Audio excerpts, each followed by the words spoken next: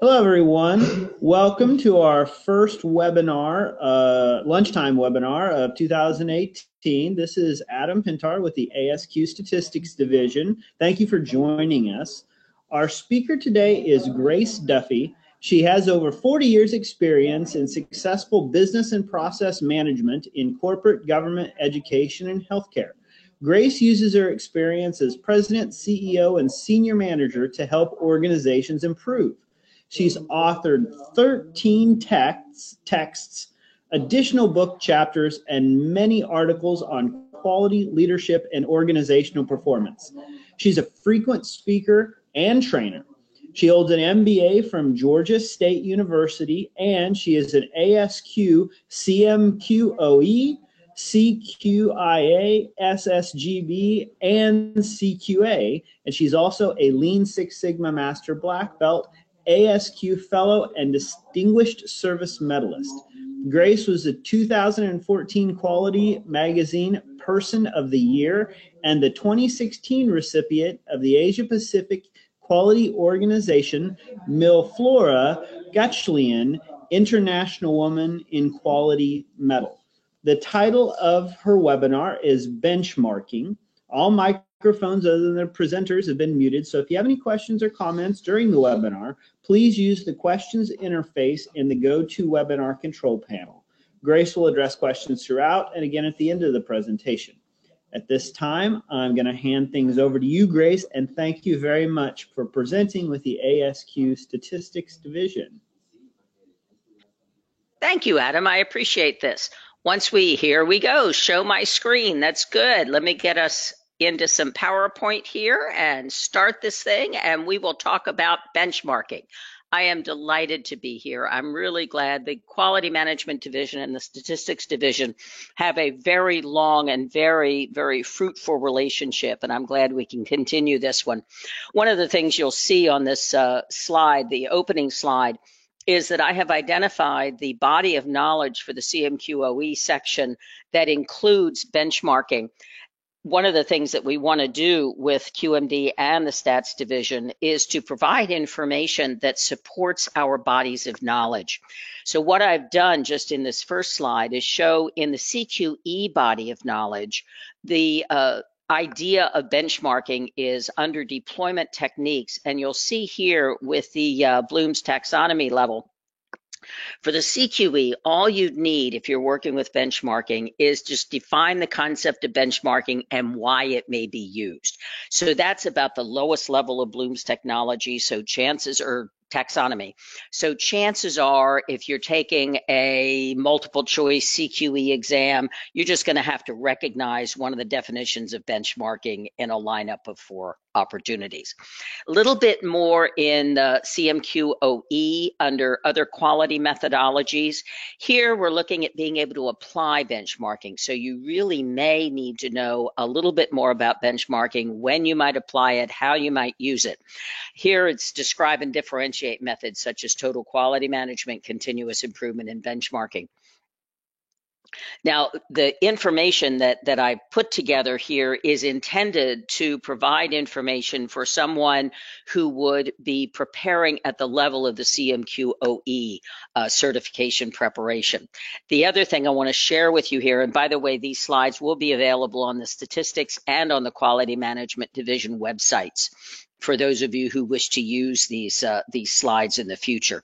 The 3 books that the CMQOE test item writers use when they're creating certification exams are Robert Camp's 1995 book, Business Process Benchmarking, Finding and Implementing Best Practices. Now that one is a Quality Press book.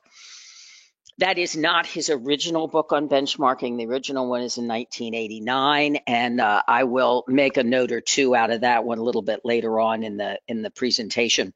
Another really good book on benchmarking is Jim Evans and Bill Lindsay's Managing for Quality and Performance Excellence. This is probably the best graduate level quality textbook that I'm aware of. And then also Russell Westcott, the former Russell Westcott, unfortunately we lost him a couple of years ago, writes the Certified Manager of Quality and Organizational Excellence Handbook, and he has some very, very good coverage of the benchmarking area intended to help people gain what they need to know in certification. Let's look at some definitions of benchmarking. Benchmarking here, and this comes out of Russ's textbook, the handbook, benchmarking is a process for identifying, comprehending, and adapting knowledge of exemplary practices and processes from organizations worldwide to assist an organization in improving its process or product performance. And I would also add service performance. And then benchmarks are the measures of a best-in-class process. Now, best in class is interesting, and I'll get on my soapbox a little bit later about that. The other piece that comes out of Bob Camp's 1989 book, and that one's benchmarking, the search for industry best practices that lead to superior performance. He is pretty nebulous about definitions in the first textbook. For him, in his introduction on page 12, Bob Camp defines benchmarking as a search for industry best practices that lead to superior performance. And that's really all he talks about. There has been a lot more work on benchmarking over the years, certainly, and we'll see a little bit more from the Ford company on just what benchmarking is and how we can go about using the benefits of benchmarking. Now, if we look at some basic steps in benchmarking, this is going to look an awful lot like Juran's process improvement process. Number one, know what you're doing. Gain a complete understanding of one's own process. And then there are 3 subsets to that. Identify the boundaries of the process intended for benchmarking. For those of you who know about the SIPOC, where you set up your suppliers, inputs, process outputs, and customers, that's basically what 1A is. Identify the high level of the process. Then once you know what the start and the end of the process is, then you map in between, and then you set up your measurements for current performance level so that you can do a gap analysis between the benchmarking that you're looking at from someone else's organization, which is called a best practice, and then your own current level of performance. And then step number 2, identify potential sources of best practices. And we'll talk a little bit more about that as we go along. There are some different levels of benchmarking, and there's really 2 approaches that I've run into regularly. I think Russ Westcott is using the ones that Bob Camp himself identified: the internal benchmarking, competitive benchmarking, functional benchmarking, and generic benchmarking. The internal benchmarking is probably the one that happens most, comparing a process in one function with that of another function. We're in a staff meeting, we're meeting with each other, or we've been doing internal audits with each other, and we realize that we can learn from each other. We've been performing lean activities, and we're comparing one process across other locations. There's a bit of a downside to that Russ Westcott talks about in his handbook, in the CMQOE handbook, in that we tend to have blinders on when we're looking at our own organization for benchmarking. We may think that because it's working well for us, there really isn't anything better than what we're doing. Sort of like calling our own baby ugly. We just don't want to do that. So that might be the only downside on just using internal benchmarking. Competitive benchmarking certainly is going to have a broader view, comparing with direct competitors, locally, nationally, worldwide.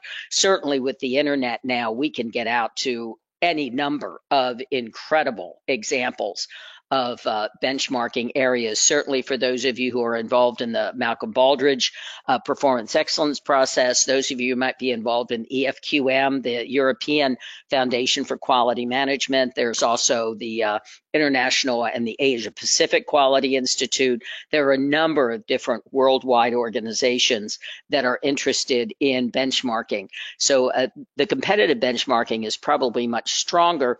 The downside of that one is that some people just really don't want to share the level of information you need to have to do an effective gap analysis during a benchmarking partnership.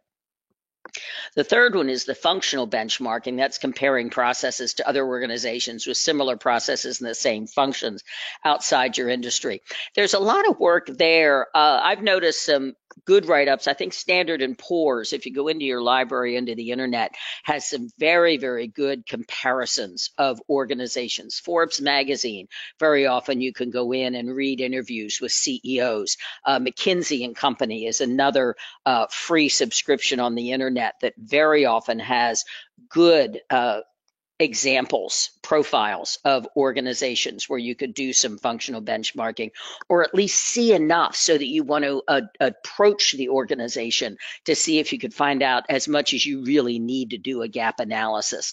And then the generic benchmarking is just finding organizations that have best in class processes. And then you can either set up a networking with them so that you can learn and translate those improvements to your own organization.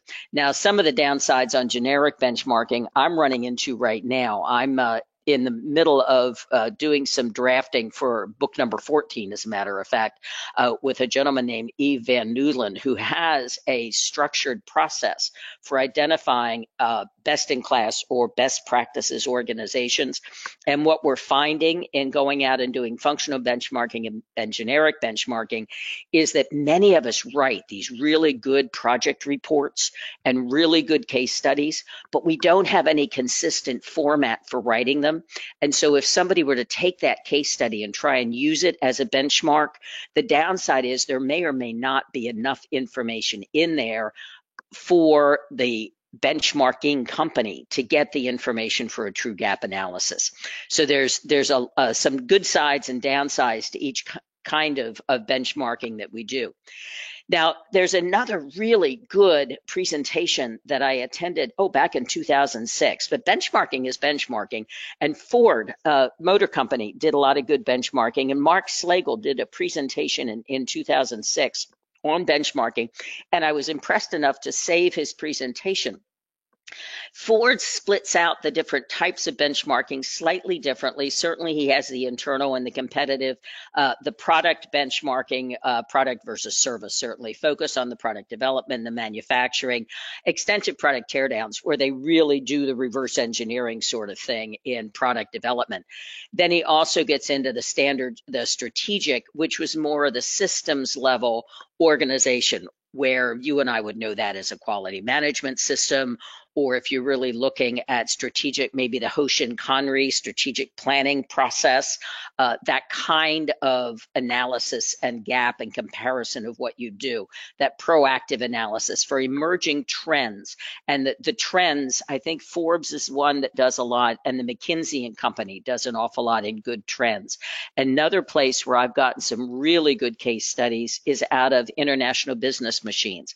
I'm a retiree of IBM, and so I get a lot of their reports, a lot of their extensive studies, just simply because I'm an alumna of the organization. And they write out some very, very good benchmarkable activities. And then finally, Ford does also talk about best practices. What's the best? How do we share it? And they call process benchmarking best practices. Well, then let me switch gears just a little bit and give a definition of a best practice.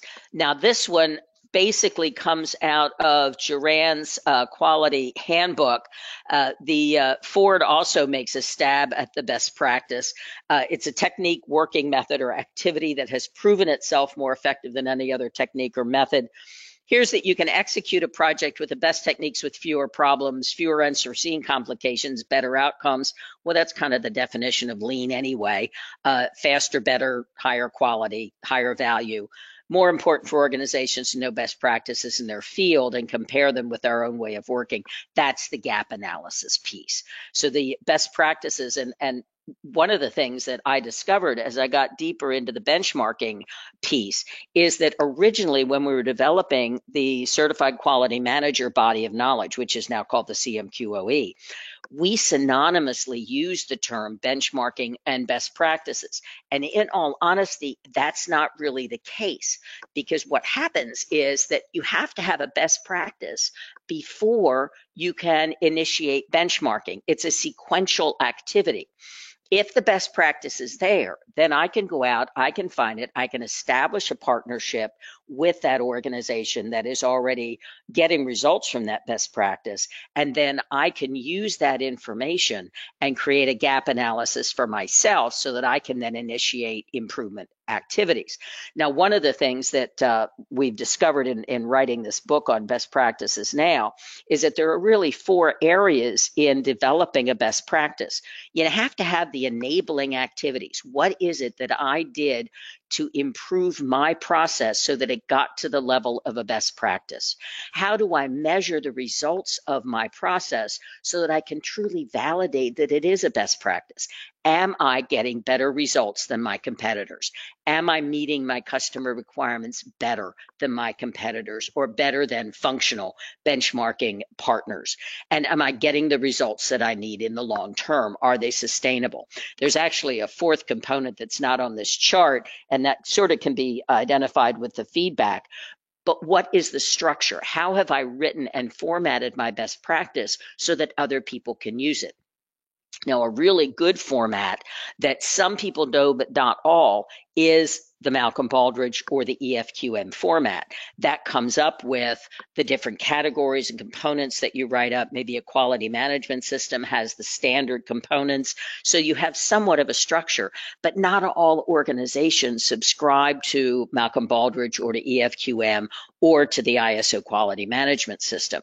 So it helps to have a more universal structure in putting together a best practice. Now, benchmarking can be informal, it can be formal. There's a whole continuum here on what you can do.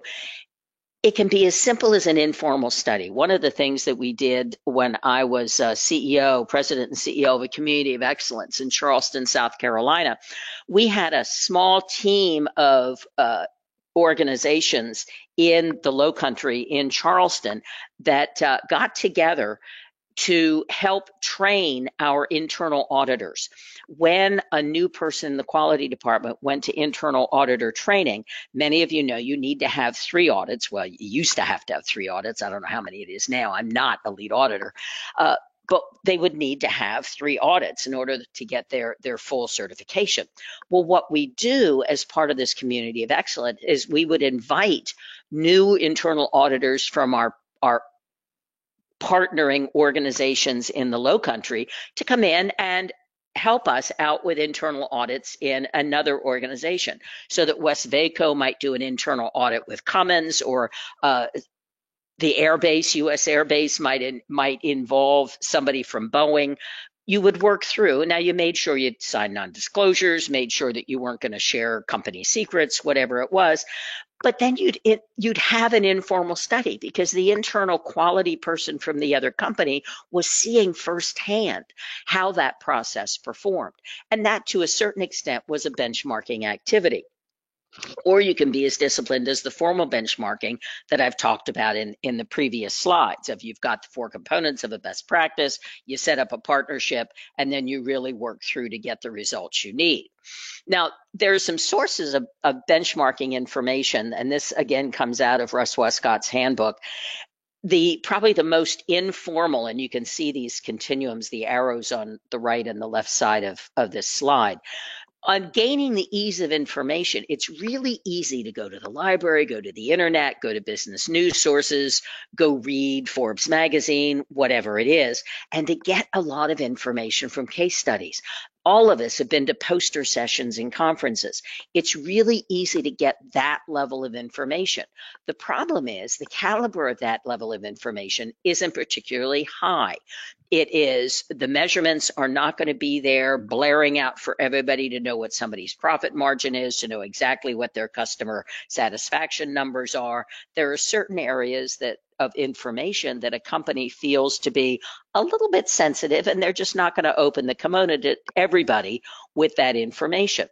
Then if you get to the next level up, the trade journals, trade shows, professional associations, the academics, then you're getting to more of a niche market. We probably know each other more. Maybe we've seen each other at the World Congress receptions enough to be a little bit more comfortable about sharing some of the more sensitive parts of our business and our processes.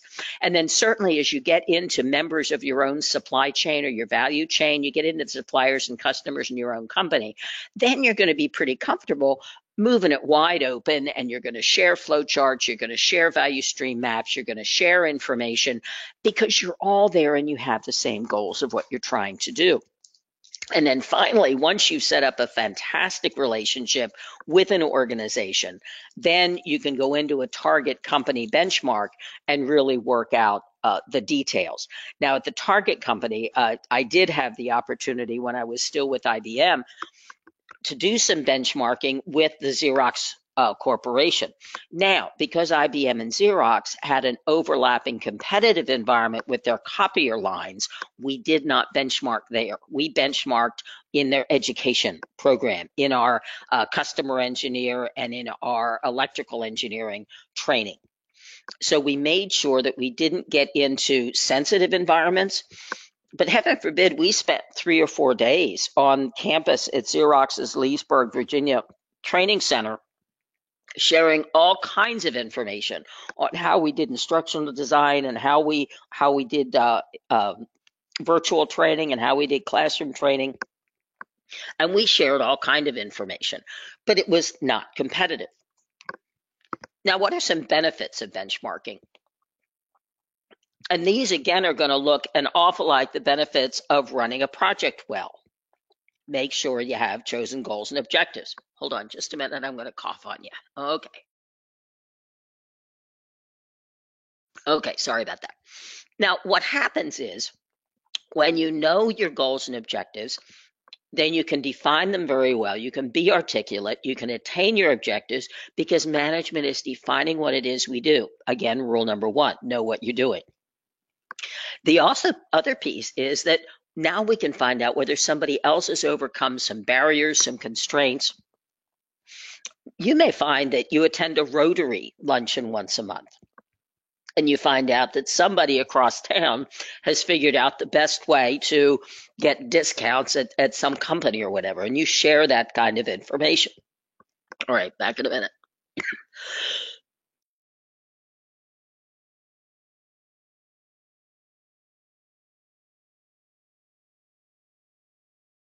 Okay, I get choked up on all this stuff. It's so fun. It really works.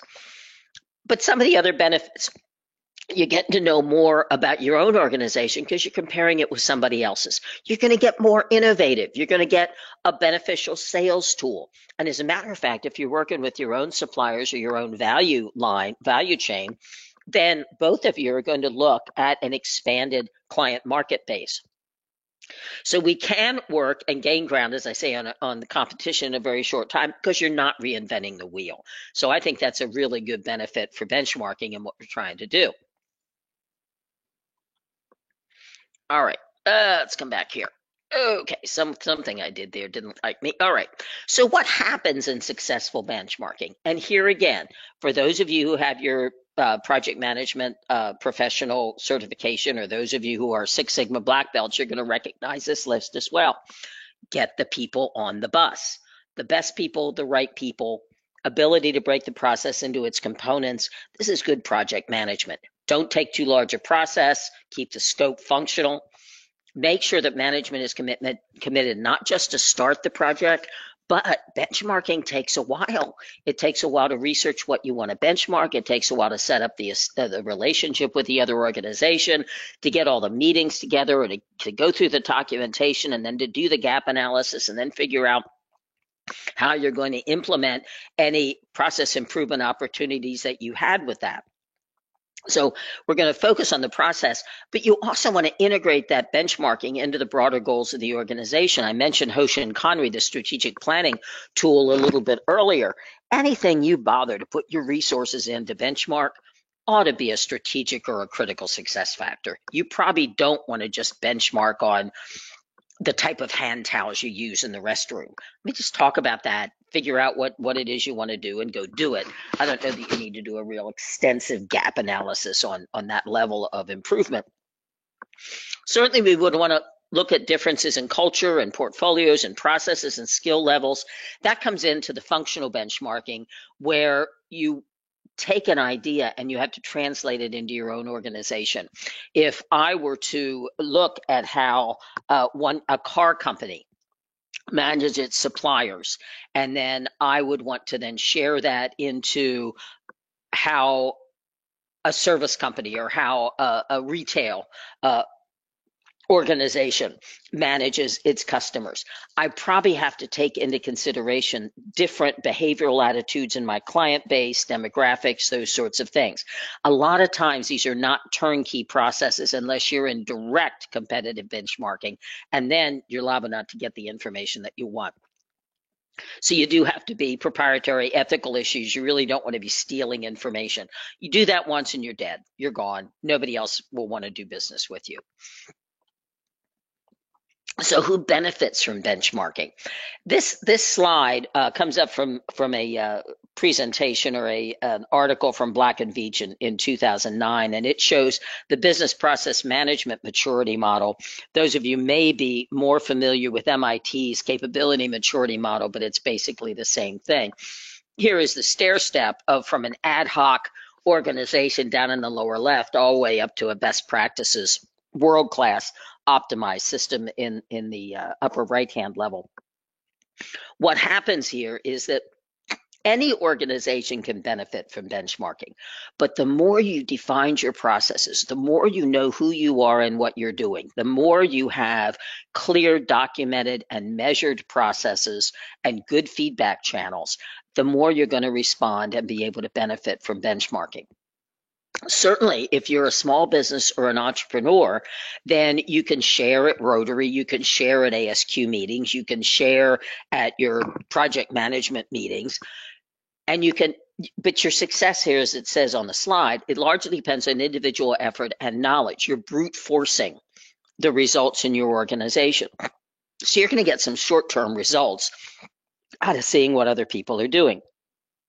Now, at that point, as you become more process oriented, you're going to find that you can be more consistent and you can sustain the improvements that you find because you have a stable platform.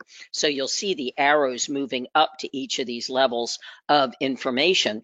And the more that you define, the more that you manage your processes, the more you have optimized your processes and they're continuously evaluating them, the more that benchmarking process is going to get integrated into your daily management. Because benchmarking, by the way, is not a single shot. That is an iterative process. Make it better, see what I'm doing, compare with others, go out once again. That's what a lot of people use the Malcolm Baldrige activity for. I remember the Texas Nameplate Company applied a couple of times and really gained from having the reviewers come in and compare the model with what they were doing. And in fact, I think that the Texas Nameplate Company has even written an article about the benefit of being able to benchmark on an iterative process. Now, what are some examples of what to benchmark? Oh, goodness, you can benchmark just about anything. But certainly look at where your highest costs are. If you're going to Pareto the pain points in your organization, well, I would think that you'd want to benchmark areas that are going to reduce your costs and make you more effective and make you more efficient, get you better customer satisfaction, lower your process cycle time. Certainly, again, here comes the strategically associated with your business. You don't just want to benchmark the little stuff, benchmark the important stuff, the high impact stuff. Get the high area of improvement. Look at your customer complaints areas. Pareto your defect rates. Pareto where your expenses are and where you're bleeding. And then use those areas to do the first level of benchmarking. So you're also going to have the highest probability of support from senior management if you can go to them and say, you know, if we can compare this one with something else and resolve this little sticky wicket, we're going to be in a lot better shape. So there's some reasons why you would want to pick something to benchmark. Benchmarking is not industrial espionage. We're not doing this to go steal somebody else's secrets. We aren't there to find out what our competitors are doing. We're there to help ourselves be better. Unfortunately, if other companies realize that we are only there to find out what they're doing so that we can steal their thunder, that is a one-shot deal. We are going to get a reputation for having done that, and nobody else is going to want to work with us. So we really do need to work with an openness and a very strong level of ethical integrity in what we do in benchmarking. Certainly, we're not industrial tourism. Certainly, in the 1990s, 80s and 90s, people were flying over to Japan to see what they were doing at Toyota or seeing what they were doing at the other organizations. And most of that was very, very valid benchmarking. But unfortunately, some of it was literally, oh, hey, I get to go make a field trip. Nah, don't spend your money. If you're going to work on this thing, get the results that you need, understand what your processes are, get a good gap analysis. Don't focus only on the numbers that you're working with, but focus on numbers that are going to track the results that you need for that particular activity. It's not cheap.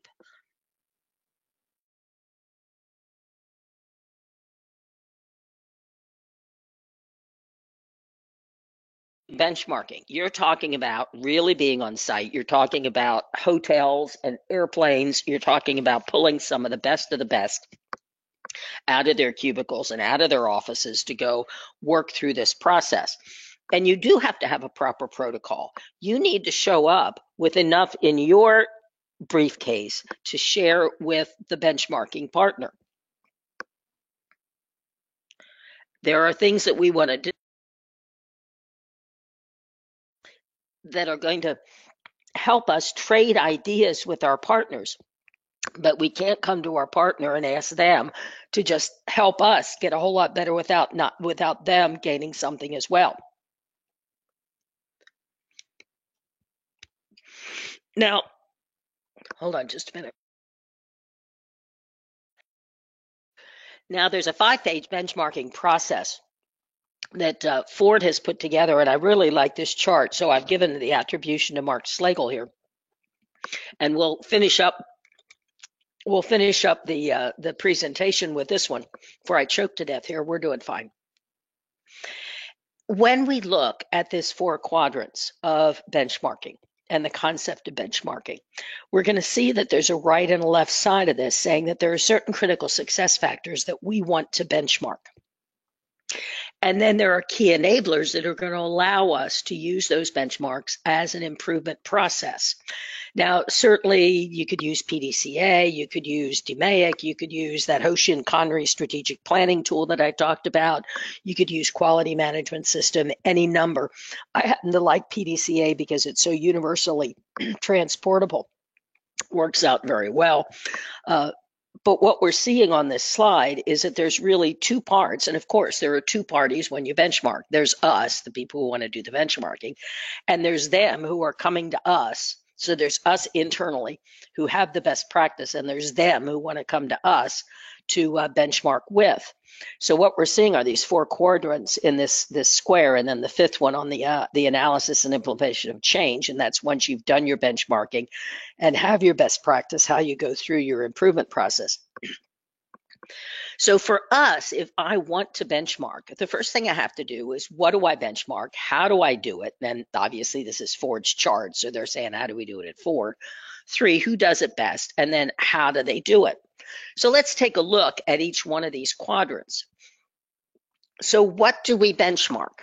Well, okay, let's take a look at this. We're going to benchmark certainly in what our customer needs are. I want to make sure I meet my customer needs. So whatever those needs are, how are other companies meeting those customer needs? Strategically, I want to benchmark areas that are critical to my business. I want to benchmark using both internal and external data, and I want a benchmark that goes toward where my market trends are pointing. I don't really benchmark something in the past. I want a benchmark that's going to help me something with my mission and vision and what we do there. Now, what are the outputs? As I benchmark, I'm going to get ready to benchmark. I'm going to identify what my critical success factors are, because that's where I'm going to use that Pareto process. And then once I Pareto and find the highest critical success factors, then I'm going to want to set up the project and the champion and the team and the whole things that we do in running a project. Where are some areas benchmarking has been done? Probably just about everywhere. Accounting and compensation and manufacturing and service and cost of quality and techniques and employee involvement, a bunch of these things.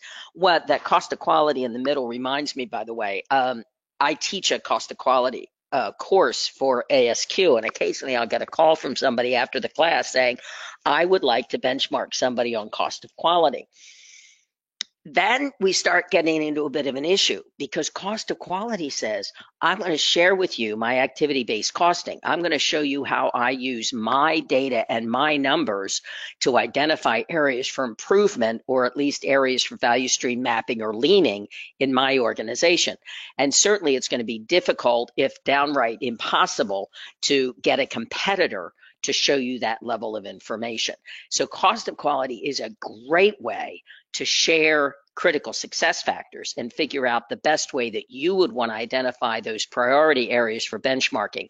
But I have run into some real stumbling blocks in people trying to do an awful lot of deep dive into cost of quality with a competitive benchmark. So then let's look into this second quadrant here. So how do we do benchmarking? Well, list the stakeholders. Who do I have to involve? Who? Senior management, certainly. I need to understand the process owners. I need to figure out who these people are who are going to be involved, how I get the team involved, what are defining the terms. I have to list the processes I'm going to work with. I have to do this high level macro, the SIPOC that I talked about earlier, and then really map the process and then develop the cross-functional map, because as you know, processes don't live in a vacuum. How do all these different processes feed into each other? Because I can grandly improve one particular process, and I have absolutely decomposed the whole system. You can maximize a process and minimize the effectiveness of a whole system. So that's something that we need to be aware of and how it all works together. So then let's turn the stages. If I am looking to benchmark with somebody else, how do I know who does it best? Well, I need to find out what my critical success factors are, even to set the scope and the boundary of where I'm looking for best-in-class organizations. I need to do the research, list the best-in-class organizations, and then I have to figure out how I'm going to approach these particular benchmarking partners.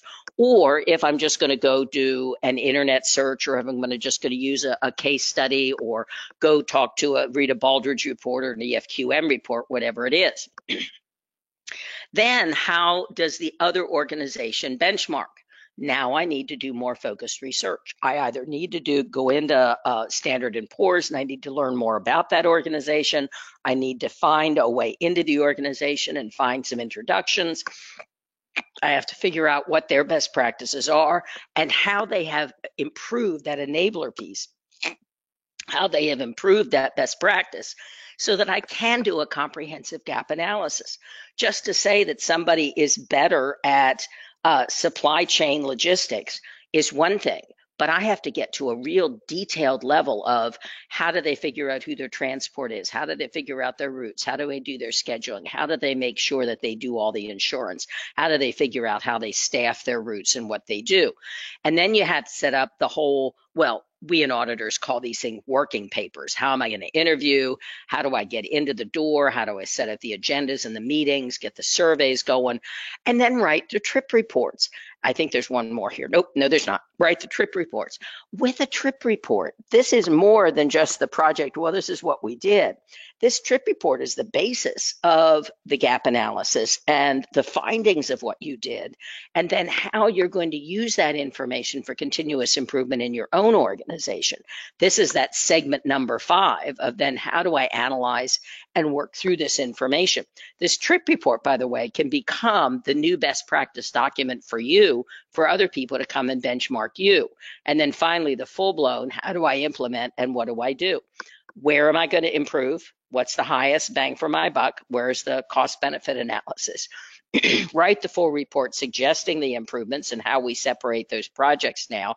Figure out my presentation back to management, get the approval, get the action plan, then certainly celebrate and recognize the contributors and what we do. So there's a lot here in this slide that Ford put together. I have Slagle's PowerPoint. It's in a PDF form. And if anybody wants it, by all means, get hold of Adam as the host of this webinar, or at the end of these slides is my phone number and email address. So, and then certainly measuring results is the sustainability piece. You don't just benchmark once. You're going to benchmark, and as a best-in-class organization, as a world-class organization, you're going to want to continue to ramp up your performance in what you do. Because what happens is that after you have benchmarked, after you have improved and learned more techniques, you're going to make decisions differently. You're going to make decisions more effectively. You're going to understand more about your business. You're going to understand more about your competitive environment. You're going to understand more about the innovative opportunities that are available to you out in that marketplace. What are some pitfalls? What are some out-of-the-box kind of things? Well, And these are the standard issues that are any project, in all honesty. Organization not committed to change. We can get excited about benchmarking, but we can either not be organized as we go into it. Senior management may not realize how rigorous a process benchmarking is. We might be focusing on short-term metrics rather than the long-term or strategic metrics that are really going to benefit the business in the long term.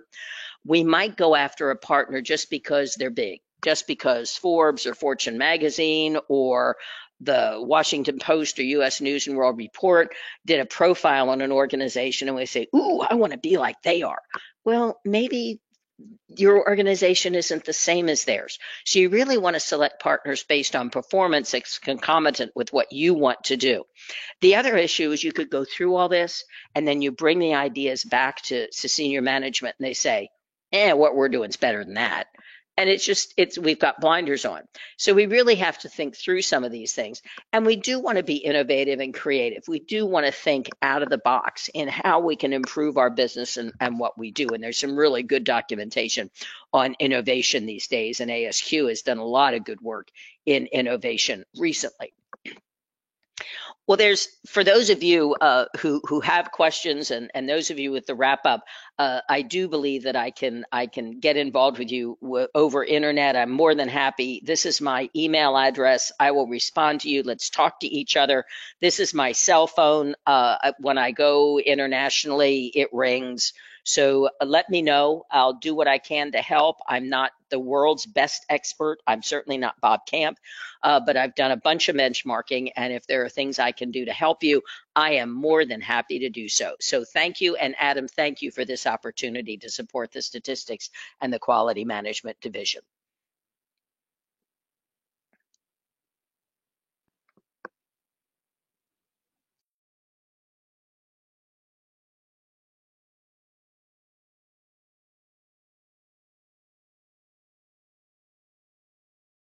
Hello, everyone. Sorry about that. Had my microphone muted, so I was talking right into nothing, and you weren't hearing me. Grace, excellent presentation. Thank you very much. We ask our attendees to complete a short survey now available within GoToWebinar. A recording will be available within a few days on the division's YouTube channel at youtube.com/ASQ Stats Division. Please be sure to share this webinar and our other archived webinars with your friends, coworkers, and colleagues. We also encourage you to check out the division's LinkedIn page and our events calendar, which can be viewed at asq.org/statistics for the latest news on webinars, conferences, and many other topics. That's all the time we have for today. Thank you, everyone, for joining us. And Grace, again, thank you very much. I hope everyone has a wonderful afternoon.